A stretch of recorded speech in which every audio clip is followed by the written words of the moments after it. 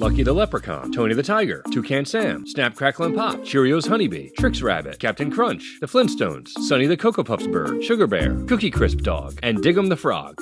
No aisle in the supermarket is as dominated by cartoon mascots as the cereal aisle. Why is that? What is it about cereal that lends itself to cartoon mascots? Now you might be thinking, cereal is marketed to kids, so of course they use cartoon characters to sell it. And yeah, that's part of it, but then why don't they use cartoons to sell candy? That's marketed to kids too. But besides the Keebler Elves, the M&Ms, and Chester Cheetah, there's not a cartoon mascot to be found. And check the soda aisle, there's not a single cartoon to be found here.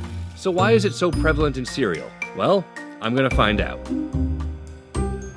I'm starting my investigation here at my friend Vinny's place. Now, Vinny is an expert on all things cereal, but of particular interest to me is his cereal box collection.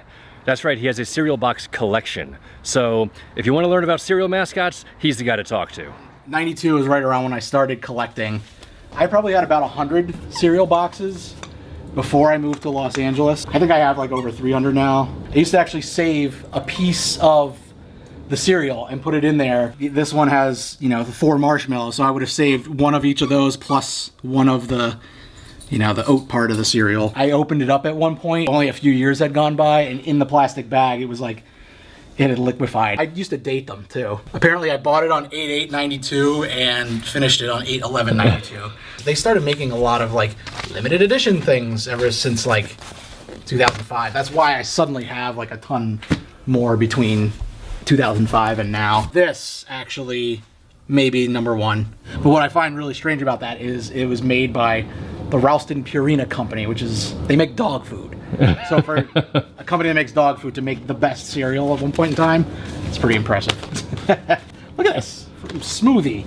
Fruit Loops 2000 Millennium 2s. Like, who gives a shit? But I did. These are the 5 monster cereals, right? You can't get these? These are all full.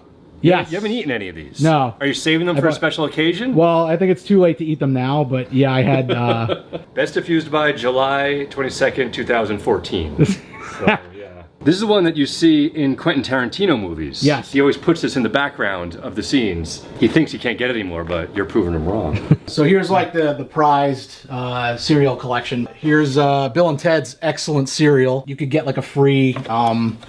like phone booth, which I actually have somewhere. So it was 92. I think there was an actual campaign going on for, yeah, it was George Bush and Clinton, yeah. They took the presidential campaign and made Steve Urkel cereal around it, and you could vote for Steve Urkel for president, or not. And this one, I actually personally got in Spain. And you can see the year on it. And I'm such a dork, I dated it the way they date in Europe. So this was from July of 94. I'm a big Captain Crunch fan. I have collected, I think, as many boxes as I could. I would say these are my 2 favorite Captain Crunches now. Specifically the Sprinkled Donut Captain Crunch. It's so good. Sprinkled Donut Crunch, that's not even Captain Crunch. That's like just a completely separate cereal that they just put Captain Crunch's name on. Yeah, pretty much. Did you know that that Captain Crunch is modeled after Jay Ward, the creator of Rocky and Bullwinkle? Really? Yeah, the guy who was assigned to do Captain Crunch decided to pay homage to Jay Ward by he drawn him with his signature mustache and all. So the guy who created Rocky and Bullwinkle is the basis for Captain Crunch? Yes.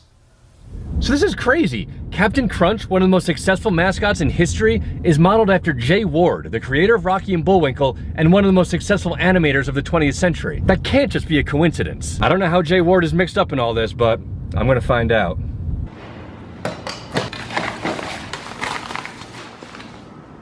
This is amazing. According to this book, back in the day, Jay Ward Productions did the commercials for both General Mills and Quaker cereals. So Cheerios, Trix, Cocoa Puffs, Lucky Charms, Count Chocula, Boo Berry, Frankenberry, Cinnamon Toast Crunch, Cookie Crisp, Captain Crunch, Quisp. Jay Ward had a hand in them all. No wonder so many cereals have cartoon mascots. Their advertising was done by an animator. The deeper I dig, the more this stinks.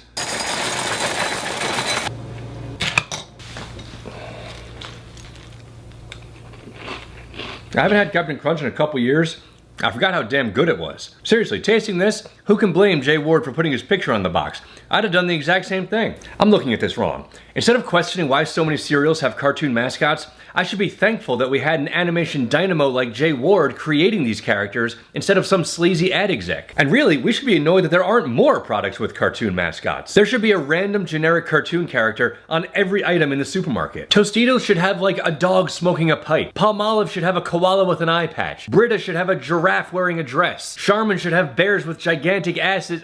Okay, Charmin's actually doing pretty well in that regard. My point is, I'm thankful for what Jay Ward has contributed to cereals, and I'm glad to see him enshrined as one of the most popular characters ever. I think I know what I have to do. No. Never heard of him. Never heard of him. Here we are. Jay Ward. One for me, and one for my homie.